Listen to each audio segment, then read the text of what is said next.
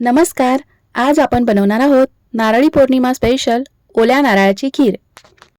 याची रेसिपी साधी, सोपी आणि सुटसुटीत आहे आणि साहित्य सुद्धा मोजकेच वापरले आहे. चला तर मग वेळ न घालवता रेसिपीला सुरुवात करूया. सर्वप्रथम एका पातेल्यामध्ये 2 चमचे तूप घातलं. खीर बनवण्यासाठी कोणतंही जाड बुडाचं पातेलं किंवा कढई घ्यायची. आता यामध्ये बदामाचे काप, काजूचे काप आणि पिस्त्याचे काप घातले. काजू, बदाम आणि पिस्ता प्रत्येकी 3 ते 4 घेतलेत. हे सर्व ड्रायफ्रूट्स तुपामध्ये सोनेरी रंगावर तळून घ्यायचे. ड्रायफ्रूट्सना सोनेरी रंग आलेला आहे. आता यामध्ये अर्धा कप खोवलेला नारळ घातला. खोबरे मिक्सरमधून वाटून घेतलं तरीही चालतं, पण खोबऱ्याची जी पाठीमागची काळी बाजू असते ती काढून टाकायची, म्हणजे खीर अगदी पांढरी शुभ्र होते.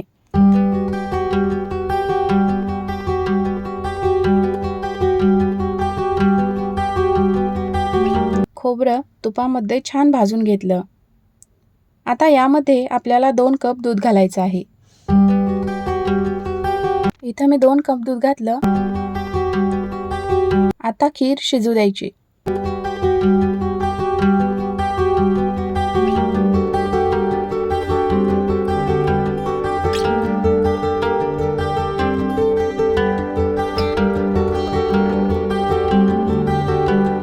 दहा मिनिटं खीर शिजलेली आहे. आता यामध्ये 2 टेबलस्पून साखर घातली.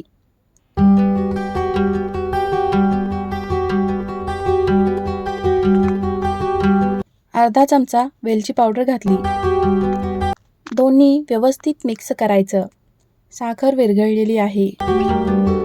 आता गॅस बंद करायचा. आता आपली ओल्या नारळाची खीर तयार आहे.